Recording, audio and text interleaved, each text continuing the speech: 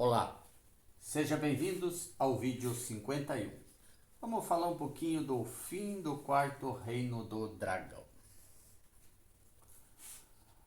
2300 anos depois, no terceiro ano do reinado de Belsazar, apareceu-me uma visão a mim, Daniel, depois daquela que me apareceu no princípio. O terceiro ano foi exatamente o ano 539, um pouco antes da Pérsia tomar a Babilônia. Daniel escreveu: Depois ouvi um santo que falava e disse outro santo aquele que falava: Até quando durará a visão do sacrifício contínuo e da transgressão assoladora, para que sejam entregues o santuário e o exército, a fim de serem pisados? E ele me disse: Até 2300 tardes e manhãs, e o santuário será purificado.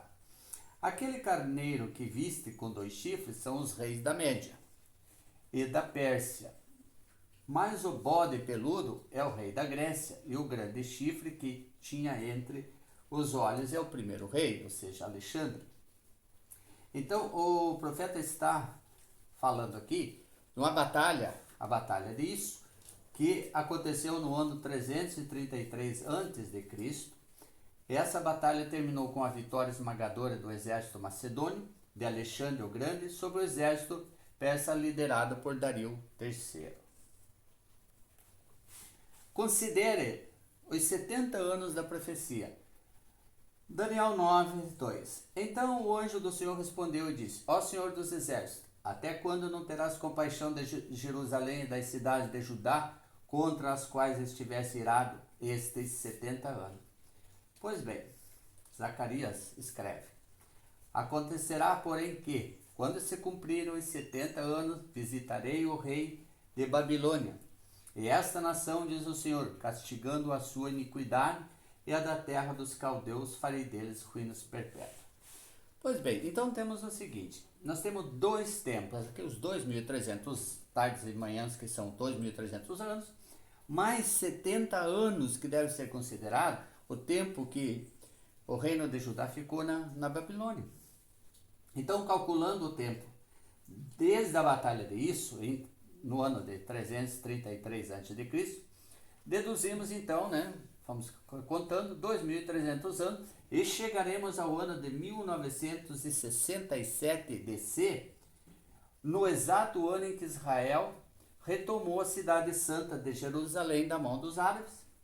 E dessa datação, desde 1967 DC, devemos acrescentar mais 70 anos ainda para compensar os anos do cativeiro de Judá, e os sábados e as luas novas e as festas de Iuá, Deus, que não aconteceram em Jerusalém. Então nós temos que levar isso em consideração. Chegamos ao ano 2037 DC. Entenda, o Messias judeu iniciou seu ministério na Galiléia e na Judéia no ano 30 DC, durante o domínio romano, o 4º rei da besta de 10 chifres. O Messias judeu foi crucificado no ano de 33 DC. Estamos vivendo no ano de 2022 DC, bem próximo do 2000 ano do aniversário da ressurreição do ungido Salvador. Daniel 12 escreve: E desde o tempo em que o sacrifício contínuo for tirado e pós da abominação desoladora, haverá 1290 dias.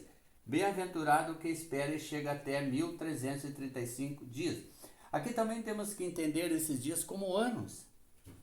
Contando o tempo desde o ano 586, quando o sacrifício contínuo foi retirado da terra, motivado pela destruição do primeiro templo de Jerusalém, acrescentamos 1290 anos e chegamos ao ano de 704 d.C., quando as construções abomináveis já estavam edificadas no lugar do templo. O domo da rocha, a cúpula da rocha e também a mesquita de Al-Aqsa. Dessa data de 704 acrescentamos então mais os 1335 anos e chegaremos ao ano de 704 mais 1335, 2039 DC, ou seja, o ano dos bem-aventurados é 2039. E depois do terceiro conflito e do grande terremoto. Então quer dizer que o grande conflito e o terremoto deve suceder nas proximidades de 2,37. Dragão dos mares Raab. O dragão príncipe vai se estabelecer neste santuário que já está pronto desde 704 DC. Vai dominar o mundo em paz durante 3 anos e meio, uma falsa paz. Depois será morto no meio dos mares em frente do Monte Santo. Daniel 11:44. Mas os rumores do Oriente e do Norte o espantarão, e sairá com grande furor para destruir e extirpar a muitos, e armará as tendas do seu palácio entre o mar grande e o Monte Santo e glorioso, mas chegará ao seu fim e não haverá quem o socorra. Então, este ser que vai dominar aqui, ele vai ter problemas. E ele vai ser espantado por forças do Oriente junto com as forças do Norte. Então ele vai fazer guerra a quem? A Roma, ao Império Romano.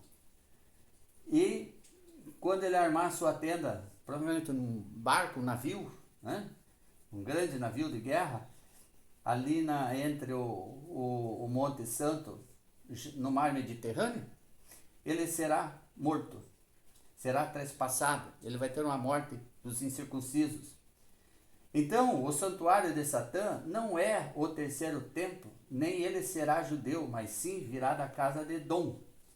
Isaías 51:9. Desperta, desperta, veste de força o teu braço, ó Senhor, acorda, como em dias passados, como em gerações de outrora. Não fostes tu que despedaçastes o monstro dos mares, que trespassasse aquela serpente aquática, a Raabe? É o próprio dragão, o próprio Satã, o próprio Lúcifer, o próprio diabo, seja lá qual for o nome dele. Próximo vídeo, vamos falar um pouquinho, juntando aqui Daniel 8, Apocalipse 20 e Jeremias 25. Seja bem-vindo.